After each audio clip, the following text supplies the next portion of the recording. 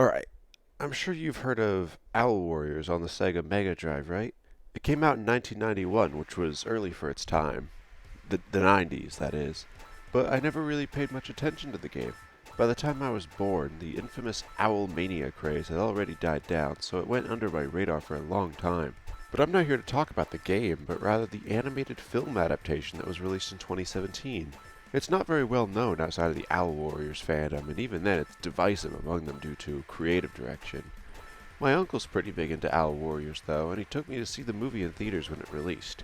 We didn't actually get to watch the movie though, because the kid sitting behind my uncle tore one of his antennas straight off during the previews, and he retaliated by biting off the kid's arm and ended up getting us both run out of the theater. And at the time, I didn't think I was missing too much until last year when I got curious and decided to check the movie out on some sketchy website, and oh my God, what a great decision that was. It's genuinely the best film I've seen all year. And I saw the Animal Farm movie featuring Seth Rogen. So, let me tell you about the greatest video game adaptation from before video game adaptations were good-ish, while I play in the background. Okay, so the movie was directed by Sunao Katabuchi, who had previously worked on stuff like Black Lagoon or Kuroga the Silent Warrior. The plot is pretty straightforward. It centers on Akabane, a forest-dwelling human who makes it his mission to guide the Owl Warriors to the spirits of the bird ancestors in order to guarantee the safety of their eggs.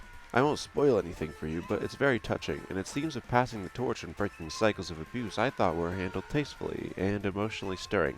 But I feel like where the movie really shines is its cinematography. You've probably seen those edits on TikTok using the song from the opening credits, which I get a rush from watching every single time without fail, by the way. The score is phenomenal, and while I think the CG animated owls come off as a bit goofy, the environments in the movie, especially Grandmother Swamp, look astounding.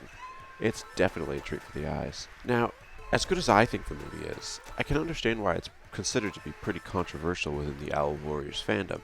Plot-wise, it deviates pretty heavily from the source material, which, let's be honest, wasn't anything special. Watching the film did convince me to check out the original game on my 100% legitimate Sega Mega Drive, and it's pretty decent in its own right. The graphics were sharp, and it had cutscenes, and the movement felt good. The gameplay reminded me somewhat of Castlevania, actually. Anyway, the movie definitely twists a lot of the story that the game tells, but I think it does so in a special way and manages to make something new while paying homage to the source material. It's kind of a shame the movie only made $800,000 at the box office, because in my opinion it was the first film adaptation of a video game to prove that these kinds of adaptations don't have to be so bad. I know that studio executives like to meddle with these sorts of things, but when you can get around that, you have the opportunity to make something genuinely beautiful, like the 2017 Owl Warriors. I'm not really a film review channel, and I don't know if I'm qualified to be. I'm still sort of trying to find my footing here.